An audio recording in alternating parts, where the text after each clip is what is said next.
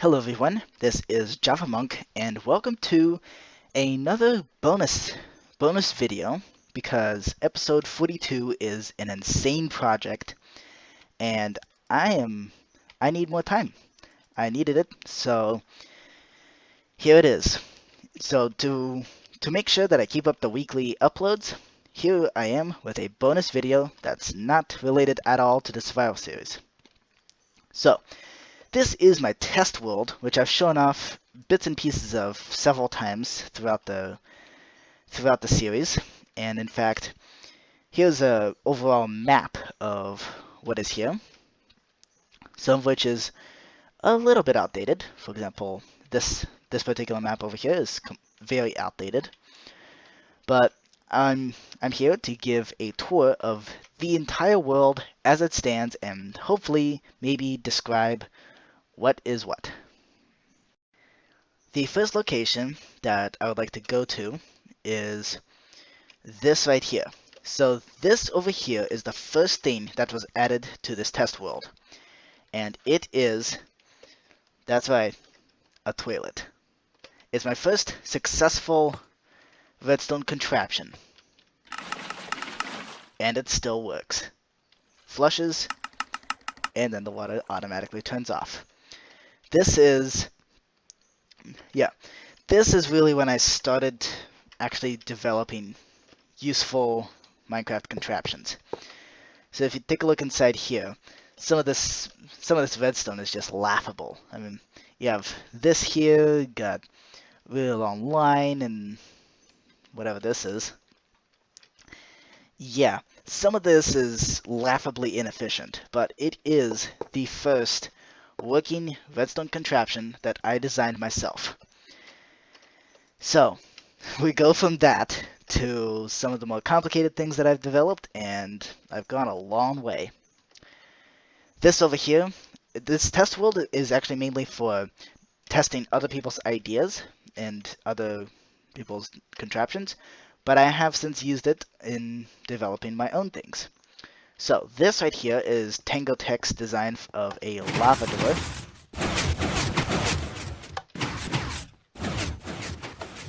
There we go. And the lava gradually comes back in. This right here is when I was first learning what bud powering was.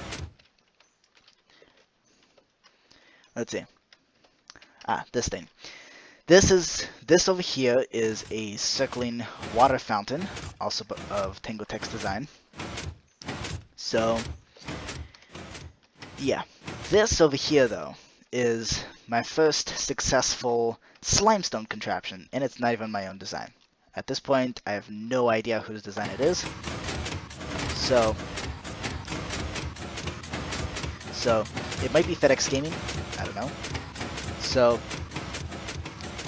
yeah, this, believe it or not, I actually started this world, I believe in update 1.8, and slime blocks were a new thing. They were something that all the cool people needed to know, and believe it or not, this was the fastest up and down elevator available. Wow, we've come a long way since then. So this is not my design, and neither are any of these stations or that flying machine. But that flying machine over there is in my survival series, and I designed that myself with observers. So you kind of see a progression of errors as I go through this test world. But yeah, it's about to come down to the bottom station. Absolutely unbelievable. These things were unbelievably slow. And they were lightning speed for the era, and then it just goes right back up, and it's much faster going back up. So this over here is a horizontal flying machine. So let's just take a look. So normally it's not that slow. That's actually rather bizarre. But yeah, this is another one of my first This is my first actual working horizontal two-way flying machine. And once again, it's not my own design. So I have stations like this everywhere. Yeah, these command blocks are definitely 1.8 command blocks that have been updated. So it looks like the flying machine's about to come back here. Okay, that's more like the speed I'm expecting. And it's back. Nice. This over here is another one of my first farms, and it was a blaze farm. So let's see. Some of these signs here suffered quite a deal because at one point I actually I was in 1.8, I moved the world to 1.7 and then back to 1.8, and that was a huge mistake. So it basically broke a lot of things. This over here is when I was first learning about commands, so they were new and exciting for me, so I just put that in to measure the jump boost. And then we have this thing. This is Nims TV's design of a blaze farm. In fact, I have this in my survival series. And I could just come in with a splash potion of farming. What is it? Like so.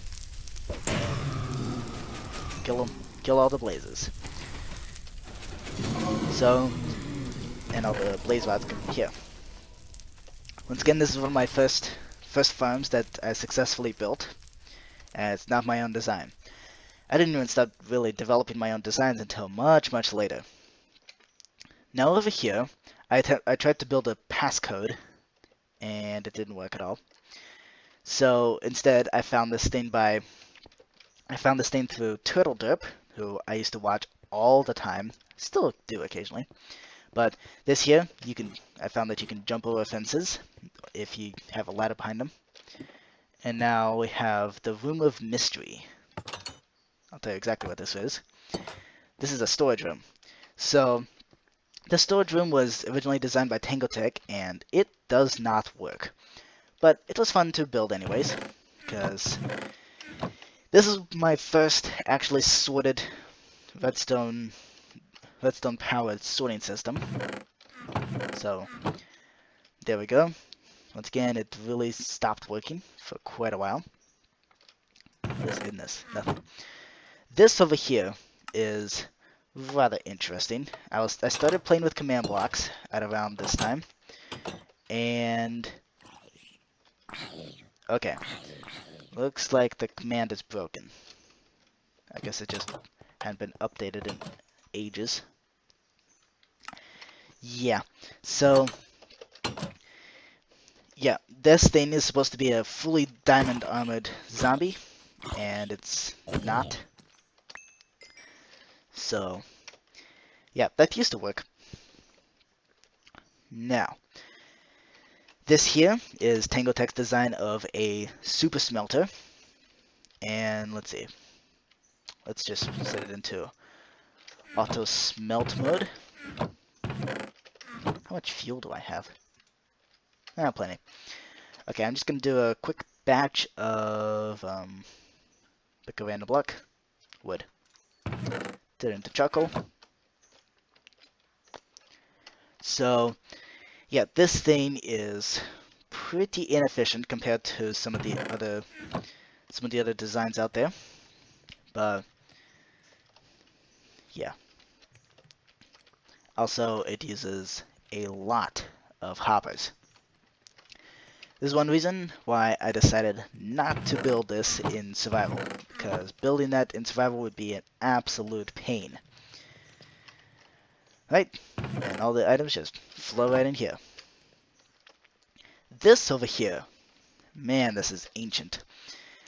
This is around the time when I've discovered NBT tags and realized that you can actually gather various heads of different player skins. So here I have MHF cave spiders. Here I have Herobrine. All of these are possible to get if you use a specific command to get them. So, and some of these are actually not supported by Mojang, even though they have the MHF tag on them, which is a bit odd. And yeah, this is the old Ender Dragon head before they added the real one. Plus I have dropper systems. Now this here, I'm not sure if this works anymore, but this is really quite interesting. So I can put on a TNT block on my head, or the goldfish bowl. So that's quite interesting. What in the world is this? Oh, okay. This is around the time when I started playing with potions. I'll explain what this is for later. But this is around the time when I started playing with potions and potion effects. At one point, I actually gave myself a splash potion of milk. But since then, my test world has actually suffered a terrible tragedy, and essentially it got corrupted. But I saved it. Unfortunately, my inventory did not get saved. So a lot of things that I could have shown you are not possible to show anymore. What in the world is this? Like, seriously, what is this? Is this what I think it is? Is it? Yes, it is. Okay, this is a prototype music disc farm. So the basic idea, you have a couple skeletons here, and they're trying to shoot at the Iron Golem. The Iron Golem is actually invincible. So this is where you just spawn a bunch of creepers, and they gradually die.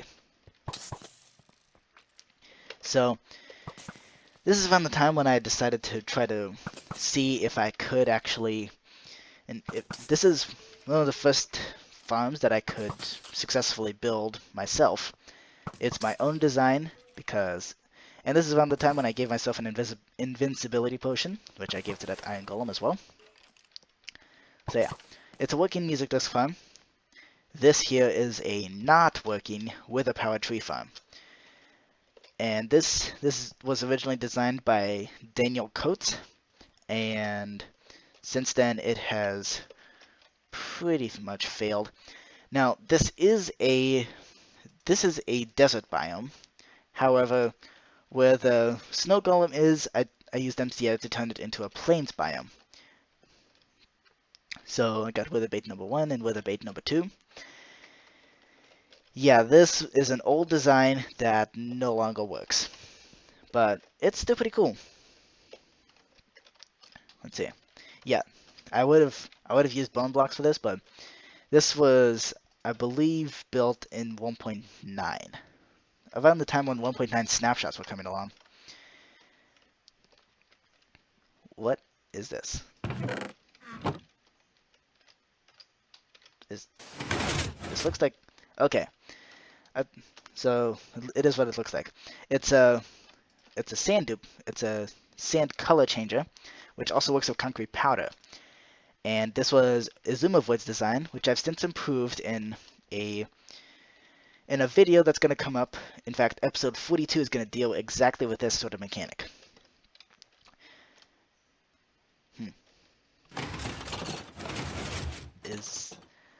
Oh, okay. This is Ilmango's design for a counter, which works pretty well, especially since it is auto-resettable. Plus you can power some droppers to get a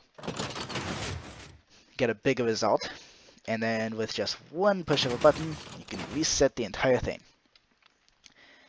That was kind of a pain to build, but I am hoping that eventually I'll get the resources and nerve to build this in survival. I'm still not sure what is up with these floating fireballs. I can't get rid of them, even though they've registered as an entity, I can't get rid of them for some reason. Quite bizarre. So this here, I believe, is Yeah, it's a ghost block duplicator that used to work in 1.9 or 1.8. It doesn't work anymore. This here is a, let's see. Okay.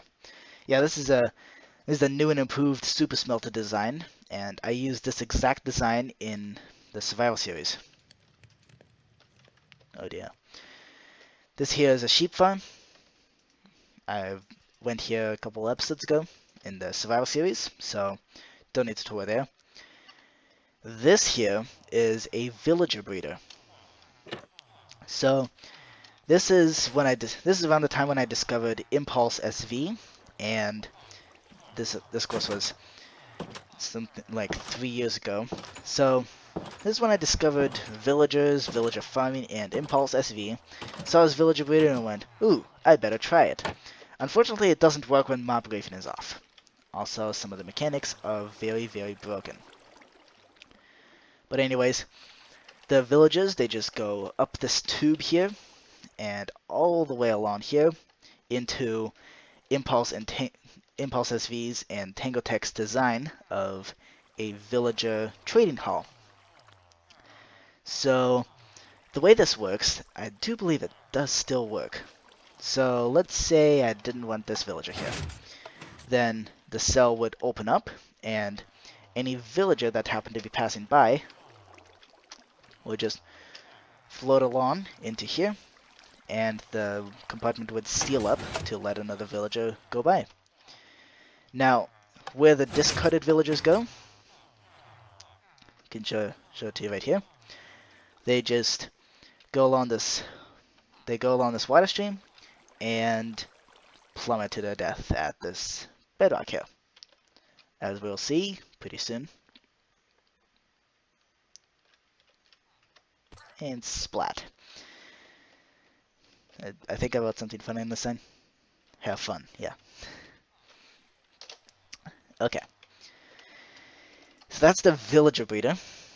That's 3 years old or something like that. This right here is Tango Tech's design of a brewing station, which no longer works. So there's really no point in showing it off. This here is a shulker box unloader. So let's see. Yeah, it doesn't work very well.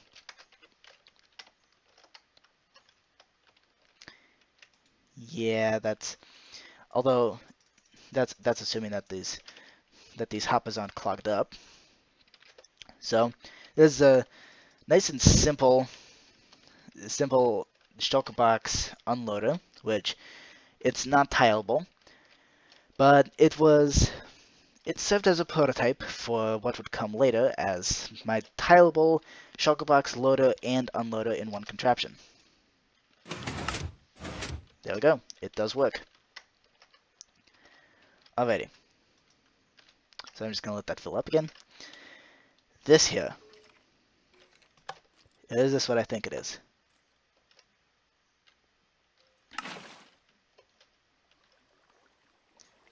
I do believe it is. So this here is basically hidden messages in snow layers. And the way it works is that and it covers itself back up. The way it works is that some of these blocks are snow layers and some of these are snow blocks. The snow layers get washed out by water, but the snow blocks do not. And when you stack on snow layers enough where it covers up the entire block, like this, which takes 8 snow layers, you can't tell which one's the block and which one isn't until you pour water on it. So I thought that was pretty cool. This here, remarkably, it still works. An instant block swapper designed by Izumovoid. I cannot believe it, but it boggles me. It absolutely stuns me that this thing still works. There's things in here that I can't even begin to understand. Like, why is there a tripwire hook there? Why is there seemingly random redstone everywhere? I'm sure somewhere in here there's a zero-tick machine, but I haven't the foggiest clue what's going on. So this was built around the time when I really got into stone bricks as a building material, which is why I have this thing built entirely out of stone bricks. This here is an absolutely ancient contraption, ancient by modern day standards. This is when I discovered red nether brick, so it's around 1.10, around the 1.10 update. This was when I discovered, when Tangotech made this design, where you can essentially make a seamless tripwire, which I promptly wired up to this instant crafting table pop-up. So before we go over there, let's go to this also ancient thing. This is about as old as the villager breeder over there. So let's see, we have a passcode here. World's worst passcode. And yeah, this was really, really, really difficult to fit in. But yeah, the passcode is 0, 1, 2, 3, 4, 5, 6, 7, 8, and then 9 is over here. So this is also around the time when I found Tangotech's design for an enchantment station. Notice that in my early days I followed Tangotech a lot. I still do. So here it's an enchanting station. In fact, you can dial it up like this. And in fact, you have access to an anvil and crafting table. I think it's pretty clever. This here is even more customizable because you can control each individual bookshelf. So now this 9 here is a button, and that is quite intentional. This was a very difficult contraption to construct. Yeah, what is up with those random comparators? But anyways, this thing is an absolute mess. But it was in my early days of redstone, shortly after I built the toilet. So let's see, the passcode is 0 through 8, and then 9 is over here. So you push the button and you're standing here. This thing allows you through, and then the bookshelves pop up, and then this thing retracts again. Why distance here? Yeah, this is also when I discovered slime blocks and what they can actually do. So then you come right up here, and you come across this selection of heads here. This is around the time when I discovered the NBT tags, which is also when I made the skulls over there. So here's a friend of mine named Hugh. That's his skin, the head. Got the diamond minecart, Tangotech, Zedaf, Graphoniac, Jeb. These are people Zedaf and Graphoniac I used to watch all the time. Here's Jeb. And here's Notch. Here's Gaming with Jen, Ballistic Squid, Stampy Lawn Nose, Popular MMOs. Also people I watched all the time back in the day. No idea. Impulse. Don't I already have that? No. Okay. I still watch Impulse SV all the time. Still watch Mumbo Jumbo all the time. I am quite inspired by them, still. What in the world? Okay. This here... I think it was a couch that I tried to build. Sort of looks like a couch. Sort of. Yeah, not really. This here is very modern. It's a glazed terracotta pattern. This thing is very old, so old meets new. This here is completely broken, because I killed all the cows. This was a cow farm, so it is pretty much broken. It does not work, but it is Tangotech's design. I probably built something around here. But anyways, this is a pretty smart design. So you can switch to automatic killing or manual killing, and then you can select whether you want cooked beef or raw beef. But whatever you choose, after a while, it will eventually pop up water or, well, I mean lava or a suffocation block. But this elevator over here works for baby animals. One of the only ones still that I see today. This here, I constructed this in I showed this off in episode 14, I believe, of my survival series. This is Doc M's design of a Vindicator-powered animal farm, which I've since tweaked a little bit, and this is a failed version of the Vindicator-powered farms. I just could not get these cows under the trapdoors before they grew up, or the pigs had some problems. Yeah, but this chicken farm still works. Sort of. Assuming it actually had eggs. So yeah, all the jobs will just go down here. Let's see. We're coming close to the end of the redstone section. We still gotta tour that monstrosity and that monstrosity. So this over here is the only slimestone contraption that I personally design, and it actually works.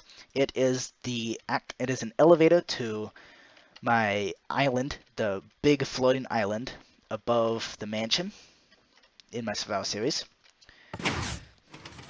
So here we are. Yeah, this still makes me really happy watching it. And yeah, this is very, very modern, and you can kind of tell that because I just spontaneously put in a double piston extender. So now it's at the bottom, and here it is going up. So yeah, still very amazed, very happy about this. And it stops at the top.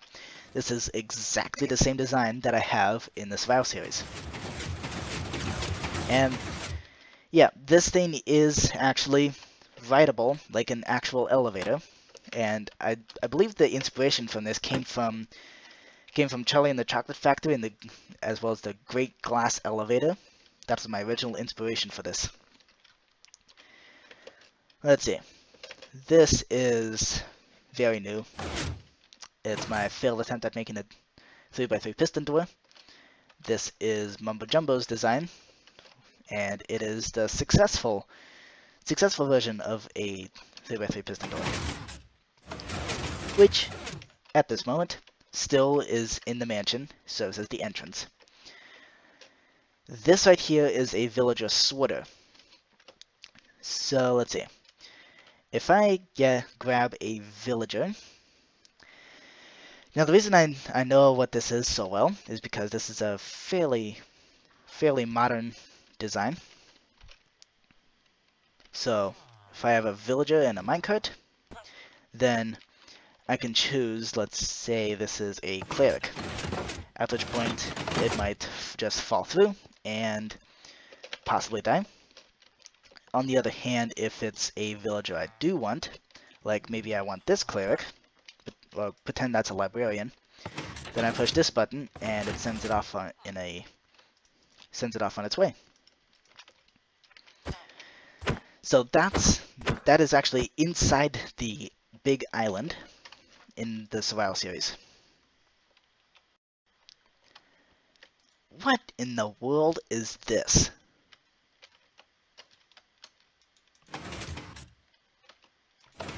Okay. I might have an idea what this is.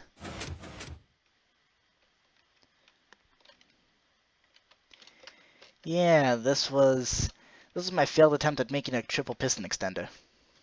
The very long and complicated way. Okay, this here is a lazy chunk detector. So, let me just turn that off. Let's see. What else? Oh, this. Also very new. So, this is something I found by Ilmango, and it is a 5-tick generator, which is just enough to power a double piston extender like that. Okay. I think that's all. Oh, this thing. To be honest, I haven't the foggiest clue what this is. This here is something my little brother built. He is a huge fan, still is, a huge fan of Stampy Longnose and Ibalistic Squid. Such a huge fan that he recreated their houses in their series, but left them blank for some reason. to the point of even putting a dragon egg in between. So, and this here is MC Edit work doing here. The amazing floating ladders to nowhere, so don't place or break any blocks anywhere near them. And in case you're wondering, these are actually climbable, oddly enough. So, I do believe up here I have something interesting. Let's see. To do this properly, to do the jump properly, jump off of the redstone block. Oh, I know what this is. Trying to jump into this one hole, which I always miss for some reason. Okay. This is the ultimate castle that I built a while ago. But before we explore that, here's a failed melon and pumpkin farm that I tried to make. Here's a failed sugarcane farm that I tried to make. But over here is the ultimate castle. So, it has basically everything that I could possibly want in a castle, including a dancing creeper. This is actually an invisible ocelot riding a creeper, and since the creeper is the one being ridden, it is essentially acting as if it's scared of itself. Okay, this thing, the juggling restaurant. So I put 2 restaurants in this castle. Here's the juggling restaurant. We have potatoes and chicken and stuff like that. And the reason why it's called the juggling restaurant is because of this, because of these armor stands. This is when I first discovered these slime block jumping machines. So I still think that's pretty cool. Again, it does look like they're being juggled. Over here, I have a walk up and craft, and walk away and it goes away. But that's the instant crafters thing. Uh-oh. What in the world? Okay, so I think I know what this is. So this right here, I actually designed this specifically for a multiplayer server.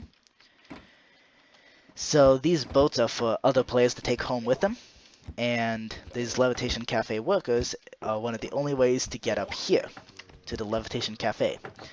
So, this keep the boxes was put in later. So you have an item request system, which does not work at all. And in fact, there's a little bit of space between the first floor and the second floor of this ultimate castle, where I have redstone spaghetti. And this redstone spaghetti is crazy. I think I overcooked it. Okay. So that's the Levitation Cafe. Over here is one of my favorite contraptions. It is a record sorter and a dance mat. So I like this so much because the floor pops up and dips down randomly. Well, it's not random, but it does. It's pretty consistent, but the point is, it's a dance floor, so you can just go around here acting like it's a disco party. Yeah! Woo! Once again, designed for multiplayer. Now here's what I think is the coolest part about this design, about this music disc sorter. So the song ended, but now if I just right click on that jukebox, the dance floor stops and the disc chirp is put back into its rightful chest. So that is amazing. Yeah, these redstone spaghetti noodles it's a mess. But in here is one of my. This is probably the most complicated system that I've had to manually design. At least back in the era when I wasn't trying to construct things like shulkerbox loader unloaders. This is the first time I've had to deal with tileable things. So this was also before shulkerboxes were introduced. So yeah, the item request system, it takes all the item requests, encodes it onto here, and then sends all those signals over to here, where the item comes through and gets sorted based on what is needed, and then it just goes down this hopper line. So this, on the other hand, is completely different from everything else. It stores netherwort. Now, the reason for this is because I wanted to have a button specifically for requesting netherwort. In fact, down here, yeah, it's right here. So push the button for netherwort, and you can see right here, it sends this minecart chest on its way, or chest minecart. So the first thing it does is it goes over here to pick up some wood, except it doesn't really work. So yeah, not exactly a very useful contraption, and it doesn't really work. But it was some of it's used to work. Now the way to get up and down between the floors, it used to be a translocation elevator, which fit perfectly in here, but translocation doesn't exist anymore, sadly. Now this here is when I first tested out Ilmango's Shulkerbox storage system.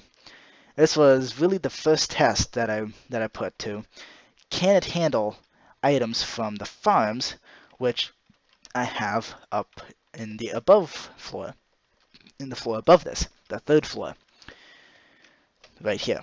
So first things first, second floor. It's intended to be the utilities floor. So I have storage for things like eggs, pumpkins, and stuff like that. Plus I have glass bottles for the brewing system over there. And this probably look familiar. Of course, it's the enchanting station, except without a secret passageway. Now over here is Tango Tech's design of a brewing system. This is after the failed one that's still in the test world. This is his latest design. I haven't really tested it out much. I haven't given it much chance to work. So, but based on my experience, it has worked great. So, although some of these they don't actually brew, they just spit out water bottles all over the place. This here, ooh, what is this? Is this what I think it is?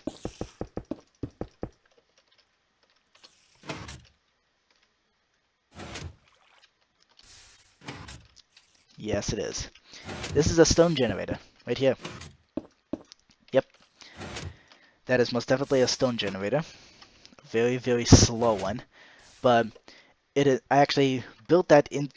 Do you realize? I built this castle in survival mode, on a server. And in order to get this much stone brick, I had to put in a stone generator. And that stone generator kind of looked like this. This here is Tango Tech's design of the super smelter, once again. And on that server, my food used to be baked potatoes, but then it switched to pumpkin pie. Why pumpkin pie? Because of this. So let's see. That's broken. Okay. Looks like something didn't get updated properly. Oh dear. What happened here?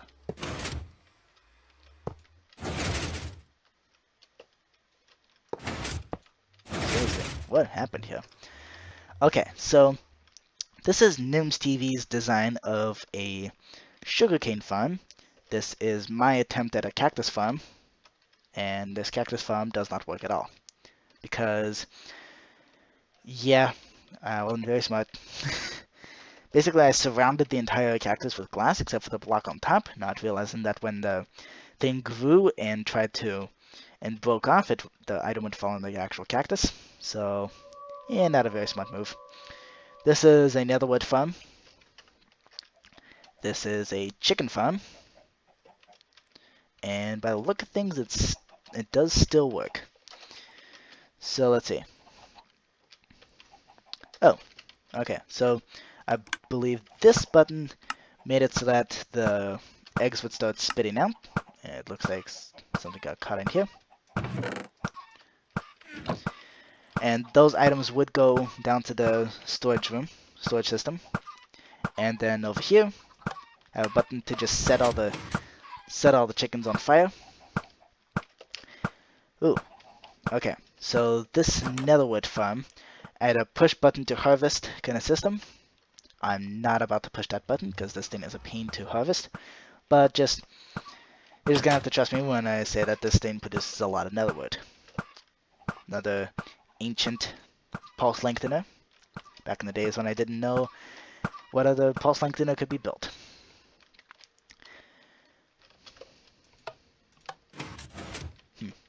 Bizarre. This here is a fish farm. A very, very old fish farm.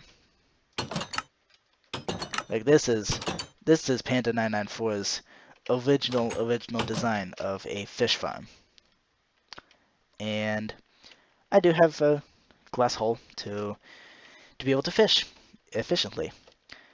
But this thing was a failed attempt at the... Yeah, this actually used to have a bone meal elevator to get bone meal up to here. But yeah, this is a failed attempt at Impulse SV's... It's a seed-based crop. The reason it's failed is because I guess I just didn't set something up properly, and so it doesn't work automatically at all. Now in the server, which I may tour later in a future episode, future video, on the server I also had a translocation-based cocoa bean farm right here. Okay, so let's go up. And this is one of those cases where translocation would have been fantastic if it actually worked. But it no longer works. So, still remnants of it though. Because this used to be a piston up here so that I could pop up over here. This was intended to be my bedroom. So it's got some dragon heads, it's got music discs for my own listening. Yeah, this was backup gear for people who joined the server, brand new on the server. This was my storage, and this is pretty self-explanatory. And this is the nether portal that would have gotten me to the nether of that particular server. Now this nether portal would get me to the nether of the test world, which I will show later. But up here, I have this right here, and it just ties in directly to this. So this over here is supposed to be kind of a place to sit back and relax. I did intend on putting benches or something here, and yes, you can jump up on carpets. Even auto jump acknowledges that fact. That's a custom-made ender crystal right there. So this ties in perfectly to the Death Star. This is something absolutely massive that the bulk of it was built with MC Edit, and especially this dent here. So, no, I'm not going to punch that ender crystal. So this ender crystal points off in that direction somewhere to kind of make it look like the plant destruction beam. And this here is the entrance. So this is supposed to be kind of a super secret base.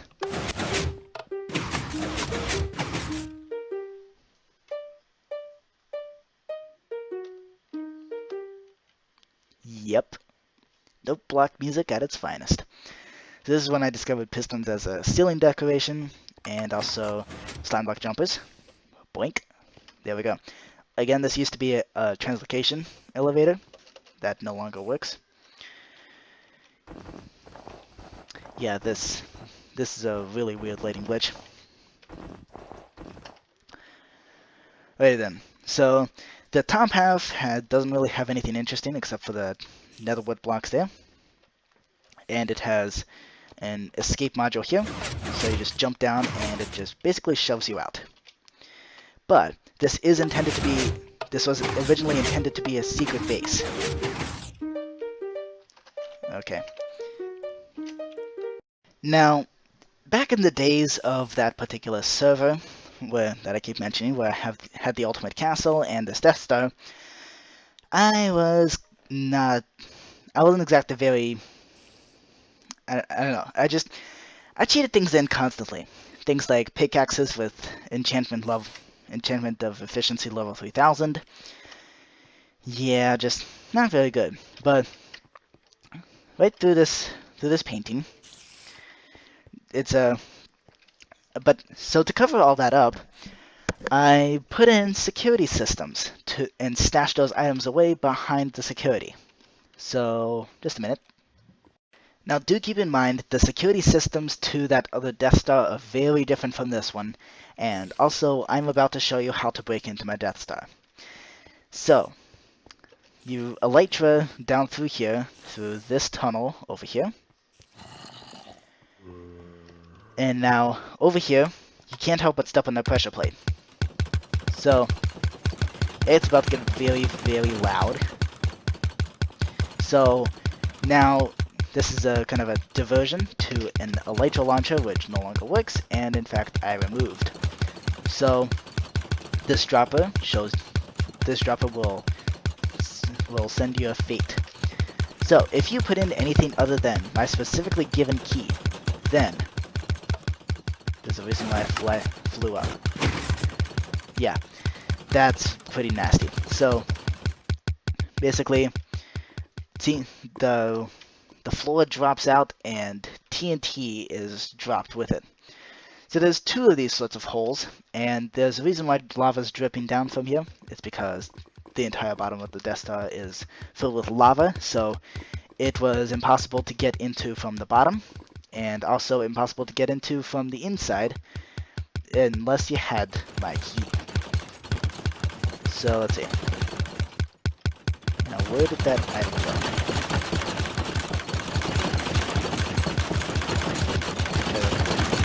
Follow it.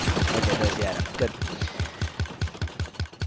Now, if I come back into creative, and in fact, I give you my key, then you can gain access to this launcher here.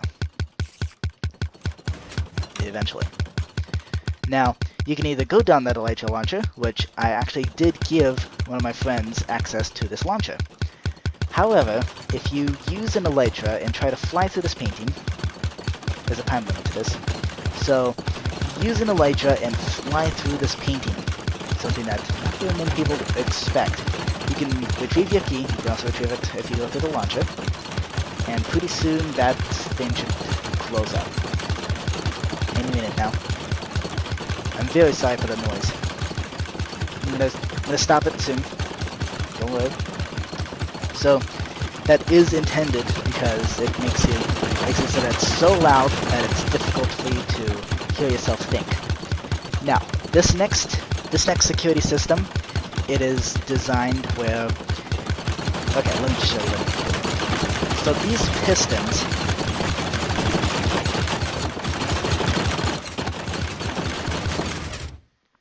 okay, I'm guessing it was too loud for you to realize what it was. It is very difficult to hear yourself think. But yeah, this thing is specifically designed to be loud because it makes it annoying and difficult to break into because you're distracted. But these pistons go invisible momentarily every single time that you try to come in here, and you can reach through the pistons while they are momentarily invisible. So if you're in a minecart and you can reach through the piston to get to this other minecart. Pretty clever in my opinion. So now here, you need an ender pearl. Here we go. You open this trap chest, and only one person can open that trap chest. So if more than one person if more than one person opens that trapped chest, which is detected with this signal here, it will not allow you through and will instead drop down the floor. And let's see, and the reason I did this is because I only wanted myself to come through. I wanted to make sure nobody was eavesdropping. So, yeah, that's pretty nasty. And what's even nastier is this. So, if I activate the tripwire, yes, TNT follows behind me and blows up shortly before touching the ground there. But, yeah, there's a smiley face and then a frowny face. Yeah, this is quite the security system. So now I just cover that back up. Okay. So assuming you made it through, which I did, I can show you how to get through it again. And once again, this has a time limit. You have to toss the ender pearl through before you get locked in. And in fact, you can throw an ender pearl out again. There's a way to get both in and out through the security. And now over here is the room that self-destructs itself. So for these purposes, I'm going to need to make a backup of this world. Okay, I just made a backup because this room will destroy itself via explosions if you get this combination wrong. This is a redstone torch key, so I know, because I built it, that the key is right there. And the room will open up, it will open up to the next room. Ouch. Yeah, there's a time limit with that. However, if you happen to get the combination wrong, you're gonna wish you didn't. Because of that. Yeah. Pretty nasty. Good luck getting through that. Hold on. Did it blow up any of the actual Death Star?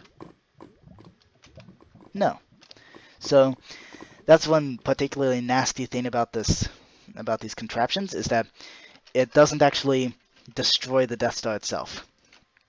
It will only destroy you, and if you happen to get the combination wrong. And also, it doesn't destroy the room that comes next, which is a good thing, because if it did, then you wouldn't. Well, it's basically good luck getting across this bridge.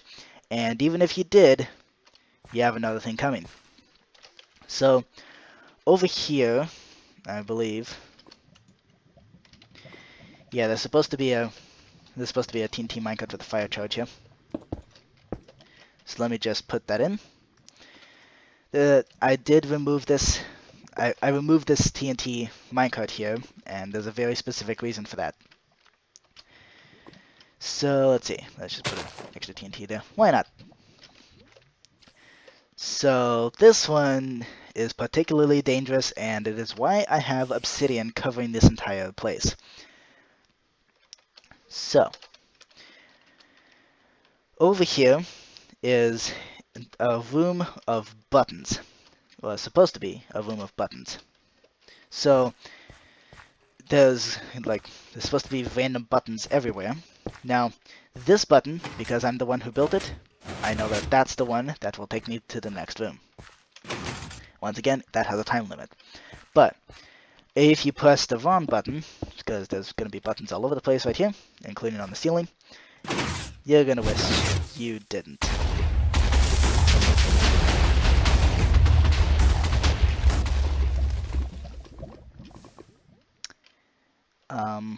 Was there a room there? I don't know. Although I do have video proof of it, so I guess there was a room there, but I'm not too certain about that anymore. Same fate happened to this room. So this is incomplete, by the way, and eventually it will lead to this over here. So this over here, welcome to the playroom. So here I have the creeper face and a smiley face and a bunch of other buttons. So occasionally I would take my take my friends through the brutal security system, or just I went through it myself and allowed everybody to teleport to me. But and also there's access out. But what I didn't show was that from this playroom you need a bow and an ender pearl. You just shoot that button. I said you shoot that button, and oops, come on. Here we go. So you just shoot the button and then jump up here, and this is where you can the string is here simply to catch the ender pearl. And then is the room of the different precious things. It's incredibly small and pretty much impossible to break into. So, now how do you get out of this? Well, there's no way down through here. So, I did also have translocation elevators in this. But this is one of my finer redstone contraptions back in the day when I built this, which was 2 years ago. It is a double piston extender that retracts itself. And here's a better view of it. So let's see. It's open like this. This is when the double piston extender door is closed, and then that's opening, and then it closes again. So yeah, like I said, one of my finer redstone contraptions of the day, and I'm still quite proud of that. And then over here, there's this. So again, this used to be a translocation elevator. It's not anymore. So I believe the current design is a slime block based one.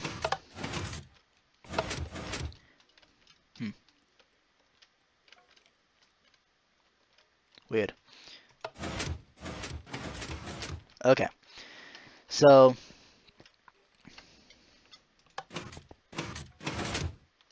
yeah, this is a pretty failure of a contraption. So this was intended to be kind of a automatic highway to the end of this ice tunnel, and it did work that way with translocation. Not anymore. And this is it for the Death Star. Is this contraption right here? You just walk up and you're just launched right out. That's what those nether brick were marking. So that's the Death Star. Let's just get out of here and move on to the next section. There's an entire section of this test world that's not dedicated to the redstone side of things at all. And oh, this is an anvil launcher. So I decided to try launching anvils super far. So let's see. We have one that launches just one anvil and one that launches a bunch of anvils. Let's see if I can find the button. There we go. Yeah, this thing doesn't work anymore. But that thing still does. So that's the anvil launcher. And speaking of anvils, I built a giant anvil that also has anvils dropping out from under it. So I guess anvilception. I should place all these back here. So this is when I really got into decorating. And there's an entire section of the test world that is pretty isolated from the rest. But let's finish up with the redstone contraptions, because they are sprinkled in here and there occasionally. This is Tangotech's boat-activated elytra launcher.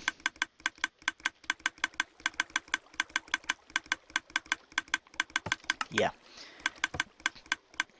Oh, come on. Quit it. Thank you. Yeah, it never really worked. This, however, is the reason why it's so laggy here. It's a zoom avoids design of an elytra launcher.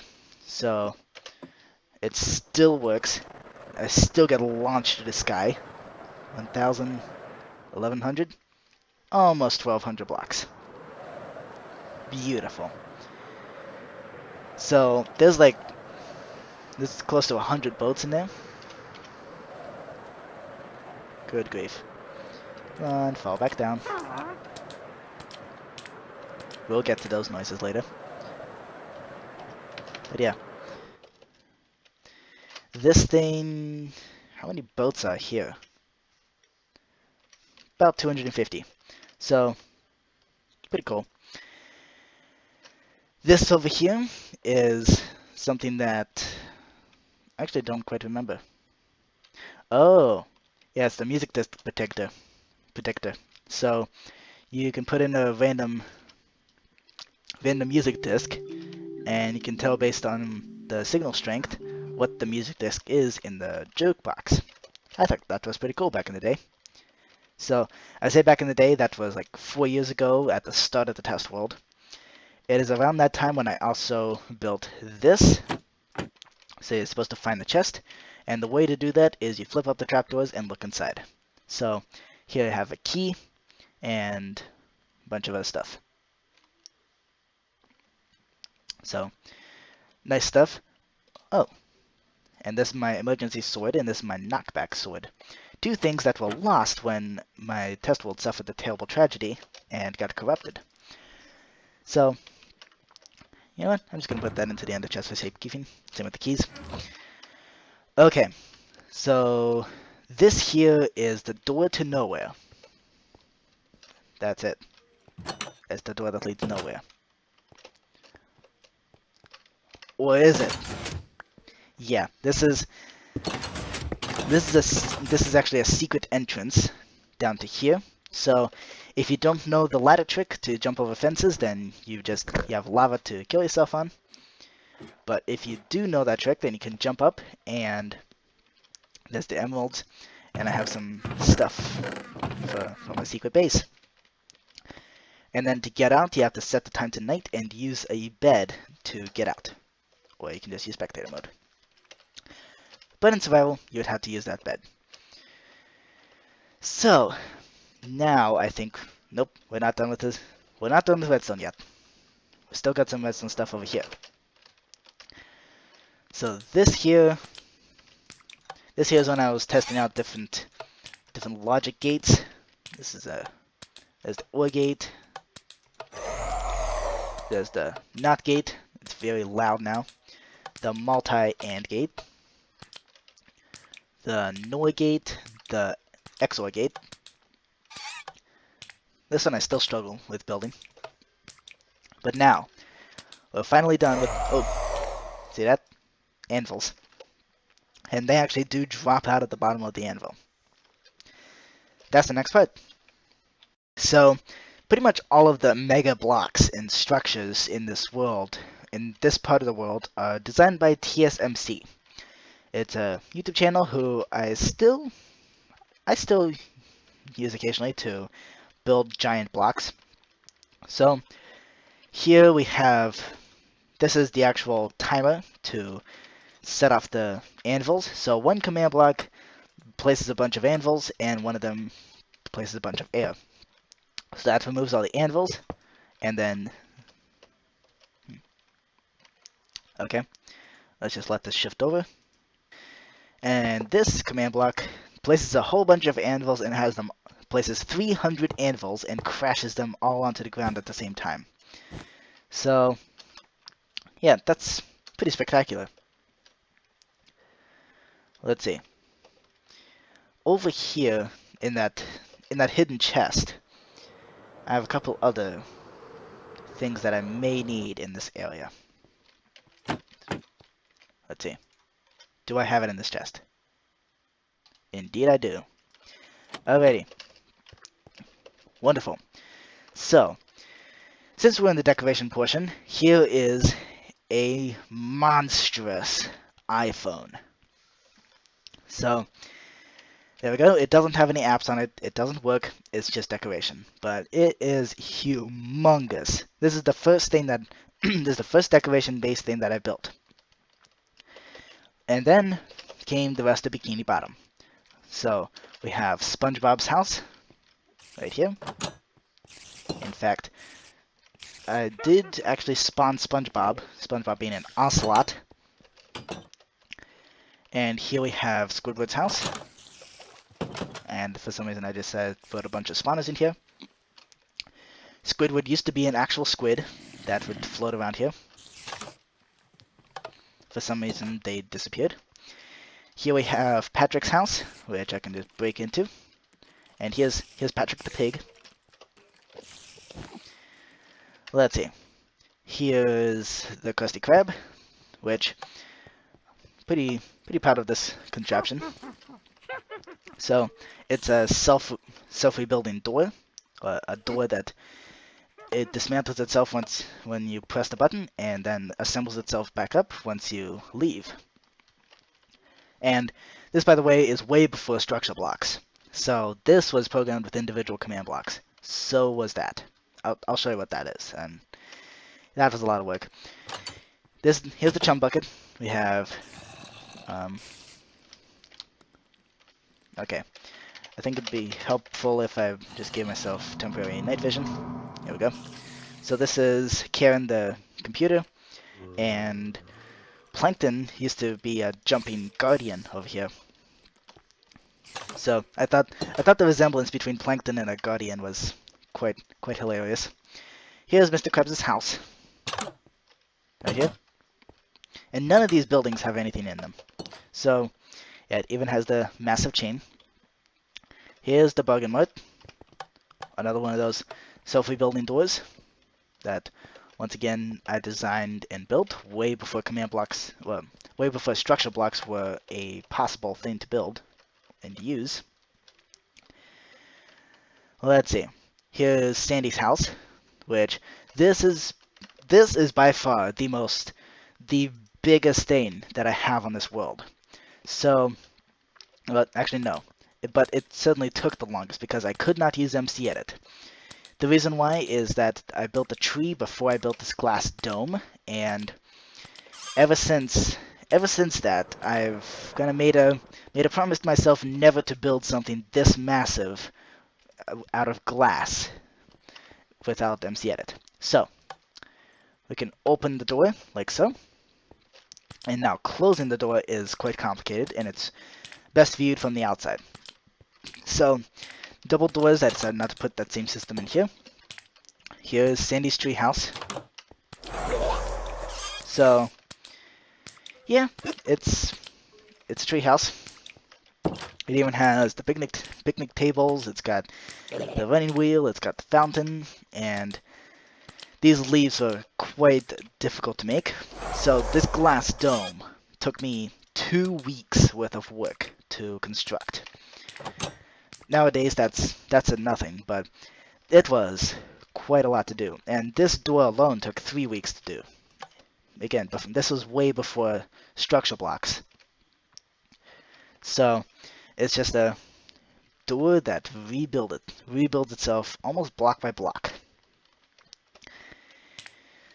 And now we enter the mega structures location, and this is where the jump boost here is going to be helpful, because it allows me to clear these blocks in one leap, which is especially useful because these things are massive.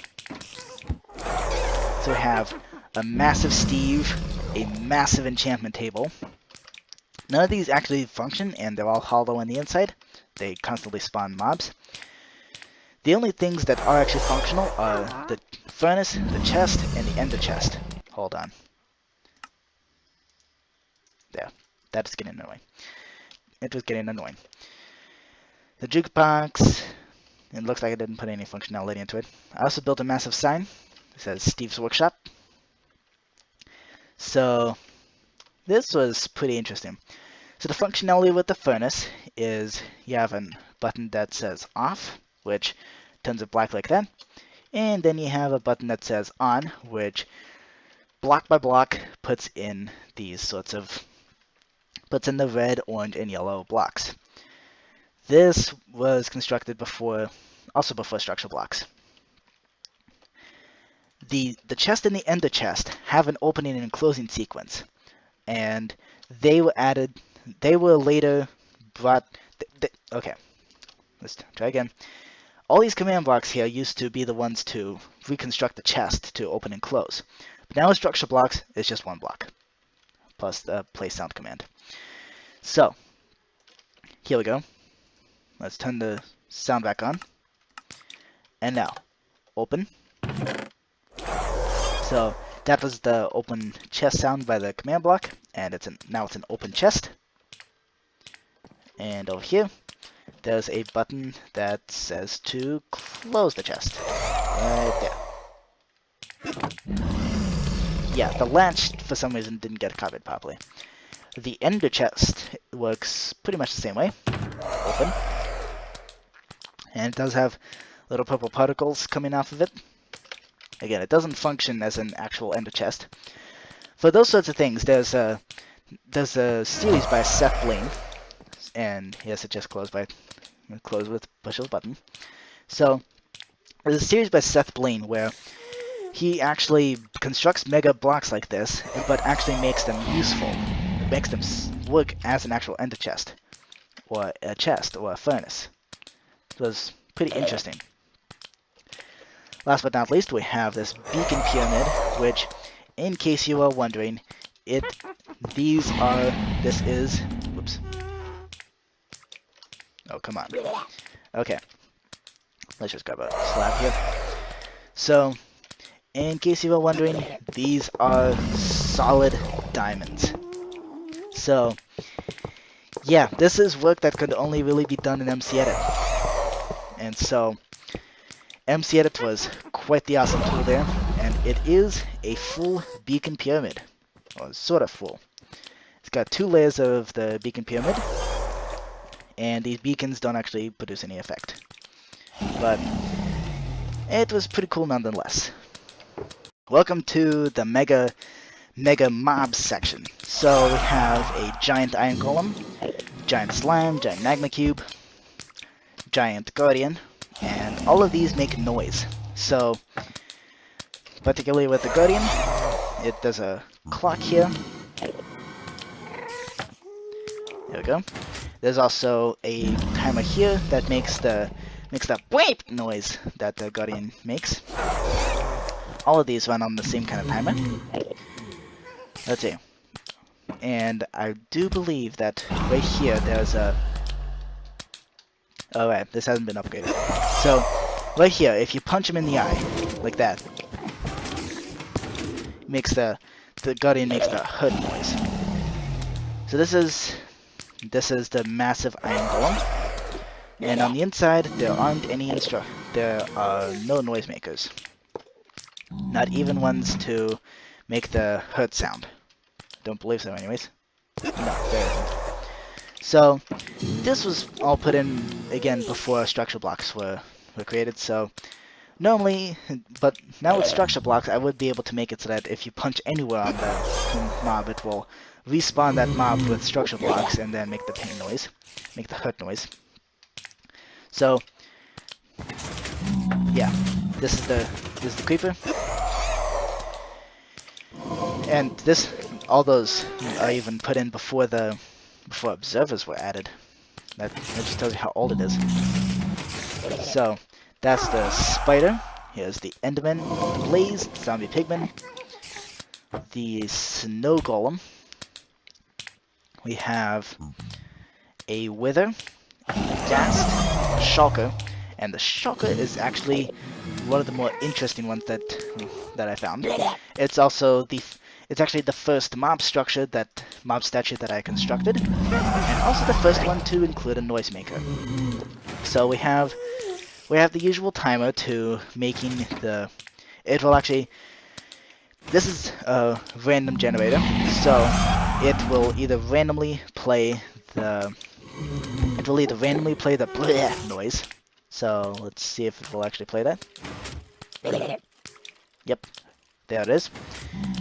but then it also has a chance to play instead the shell opening and closing sound, and it is a one to one chance. Now, if you punch that, it'll make the hurt sound, but if this is being activated, if the shell is open while if this is being, basically if you punch there and the shell opening and closing noise is being played, then this sound is played. So yeah, quite interesting. This thing, this monster, good grief. That's all I have to say. This thing takes up 5 maps worth of area. This massive, massive Ender Dragon statue. It is just beyond humongous. And yeah, this took me about a week and a half to build, even with MC Edit. And I had a lot of help with MC Edit. And then over here we have something from Noteblock Studio. When this is actually pretty recent. So let's see. This is a song generated by the Noteblock Studio. The rails the rails for this thing got broken because I decided to make the floor out of glass for some reason. And then, given that this is fairly recent, it's a pretty dumb decision. But here we go.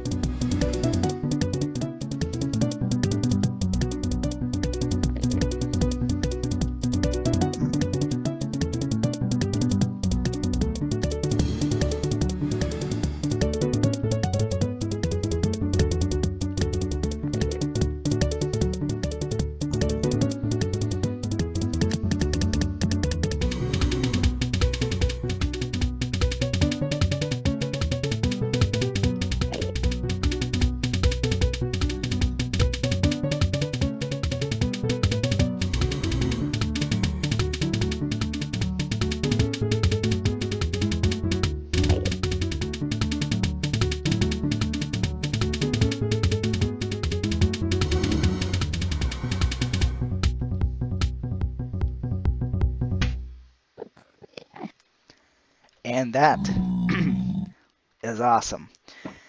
There's no way. I currently do not have the skill to do this, to pull this sort of thing off. So, congrats to whoever made the Noteblock Studio program, because there's no way I would have programmed this. Programming the entrance, the Darth Vader entrance in the Death Star was difficult. This thing, holy smokes. Yeah. I screwed up even the template copy pasting, so yeah. I think we're just gonna leave it at that and move on to the next section. So behind the iPhone, there is a close-up of what I had inside the toilet. But over here I have statues of various YouTubers, some of which I still watch, some of which I stopped watching after a while. So these two were the first two that I watched for a while and then stopped because I don't remember when, but at some point their content just started driving me crazy. Yeah. So I stopped watching them, but their statues are still here. So over here we have popular MMOs' statue, and in order to both popular MMOs and Gaming with Jen's statue were turned into kind of houses. So here's how you get into popular MMOs' statue house. You just end pull up against a lily pad, and then you have all the different comforts, and then you can go down here and access the storage room inside inside the arms. There used to be a specialized escape route, but seems that I removed it because it didn't work very well. Here's Gaming with Jen's statue. So up the stairs we go, and we have direct access to the arms, where I would have put a storage system. And this here still works. So it's weird, but this just seems more spacious and seems to have more room than Moses' statue. It's quite bizarre. But here we go. So to get out of this head, you just press this button. Or you just walk out like this. There we go. So yeah, that's the basic idea with that. Here's the portal to the end. Here's the lag machine. And this is a machine that I tried to use to control my little brother. So what it did was, here's basically what it did. It would teleport the target player up to the sky build limit above the big platform next to the house statues way on the other side of the island there, or the world. And then I'd set them to survival, and set them to survival again. And then after a while, set them to creative, and set the... Oh! Okay.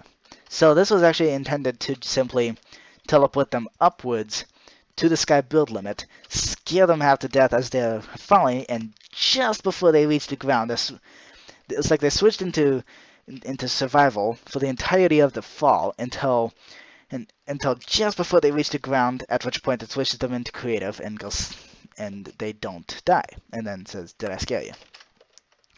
So that's the troll there. So Ballistic Squid has two different statues with two different variants. So this is the cyan with light blue version. So that's just, whoops. So this actually has real actual ballistics, sort of. So you open up the mouth to start launching, and then you can push this button to reset. So let's launch a couple things. This is an arrow launcher, and which still works. Surprisingly enough, this still works. And yeah, don't put a fire charge in here, or else it'll burn down that statue. And also most of the other statues. So let's just close that up. So this is Amy Lee, this Stampy Longnose. This is I don't remember. Ulfily. Okay. And then here's the Herobrine variant with dark blue and cyan. Nothing special in there. Here's Herobrine. Here's the Diamond Minecart. Here's Seth Blaine. There's Alex, the default Alex skin. This is a skin that I intended to do, but did not get around to finishing. This is Impulse SV. This is another statue that I tried, but didn't get around to finishing. Here's Mumbo Jumbo. I still watch this guy. Here's Azuma Void. I watch him occasionally. And in fact, I've seen so many episodes that I know that he sometimes runs these kind of parody funny videos where he brings in an evil Azuma version. So that's the skin for the evil variant, which is activated by a structure block. So this is when I first discovered structure blocks. This is a friend statue. This is Tango Tech, or at least my attempt at a recreation of it. This is my attempt at a recreation of Cubfan135 statue. I still watch him all the time. And this is a friend statue. So that's all the YouTuber and person statues. Here we have different item statues like a compass, emerald, and a diamond. What's the sign here? Yeah. Okay. And here's where I have some color comparisons. I have not yet updated it to concrete and concrete powder. Let's see. There's also this. I tried to build a super sensitive time bomb where you break any block and it will automatically explode, but it kept exploding every time I tried to build it, so it just didn't work. But I still kept the remnants here. So we have self-extended pistons, proof of no redstone, and this was a test to explain what is going on, and there really is no redstone. And I now know what happened here. It's because these pistons are bud powered. And now I'm also not as scared to place any blocks nearby them because I know that I can just fix it just like this. Ta-da! Now they're amazing self-extended pistons again. Okay. What is this?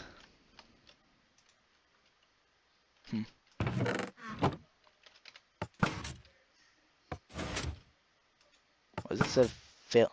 Whoa! That flew really far. Let's see, the arrows don't seem to fly very far. The bottles of experience fly really far. Wow. So it looks like the arrows actually do get to that slime block platform. Okay. And then we got the splash potion of damage. Oh, okay. This was also this is also trolling my little brother when he was on this world on land. So, looks like you just stand in the middle of that platform and you receive stuff from that dispenser. I think that's it for this test world in the overworld. Let's now go to the nether and see what's there. It seems to me that most of the nether is dedicated to random bugs and glitches. Like this here is my testing the whole dragon eggs dropping to bedrock. And then we have a gold farm up here. This is one of Snow Crash's designs. It's not the latest, I know that for sure. And it doesn't seem that any zombie pigmen are actually spawning. Quite odd. But anyways, that's not the only thing that's in this world. Let me just take an elytra wade straight down this ladder. So, over here, I'm not sure what that is. Over here, though, we have a nether fortress. Okay, I do believe I showed this off in an episode where I have a gas-powered wither skeleton farm. And in the same world, I also built Tangotech's design of a wither skeleton farm, which works a lot better. So, okay, this is definitely MC at work here. So, that's the nether. There's really not that much in it. The end, however, does have a few interesting quirks to it. So first off, this world was created in 1.8, and I loaded the end in 1.8. So these obsidian towers are still in the weirdest spots, and I don't want to respawn the dragon because then it would break this contraption. Yeah, this was quite odd. The dragon died right over this obsidian pillar, and the return portal just cuts straight to the pillar. But anyways, this is a Dragon Egg, Anvil, and Sand duplicator designed by Panda494. So it's pretty cool. And if we go back to the overworld, you'll see that it did in fact duplicate, and also it seems it causes a problem where if you if you turn the machine off, then it will just break itself. So let's get ourselves back a Dragon Egg. There we go. And also let's get some sand. Done.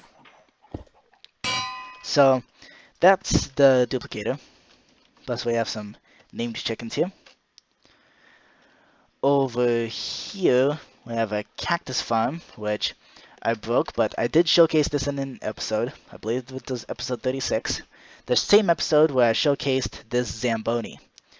Which, since this is a backup of the world, yeah, it's still jammed. There's really not much I can do to fix that, other than rebuild it. So, which I really don't want to do. This here is a shulker farm. So, it's based off of a spawner that spontaneously creates shulkers. The way it works is that shulkers will instantly teleport to one of these stone blocks, and then as they inevitably open their shells to peek out and see what's going on, they bump into the cacti and the shells are dropped. So, yeah, that's pretty cool. That's really it for the end as well. And these wither skulls here are because a couple times I spawned a wither right next to an ender dragon, and yeah, when you have that sort of situation happening, weird things like that can arise. So let's just go back to the overworld, and as you can see, the Dragon Egg and Sand duplicator did in fact work.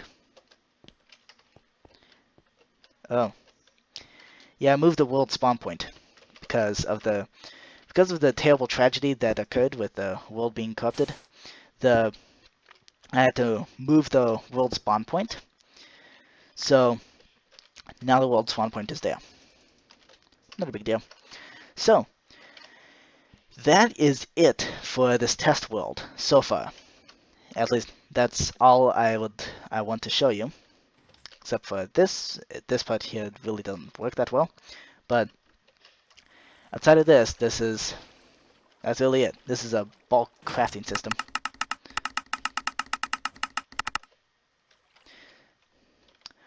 Okay.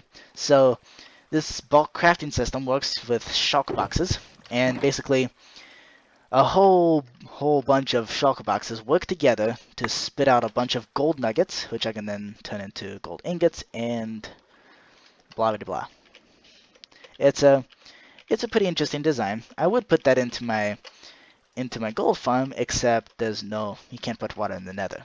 So that kind of puts a ring on things.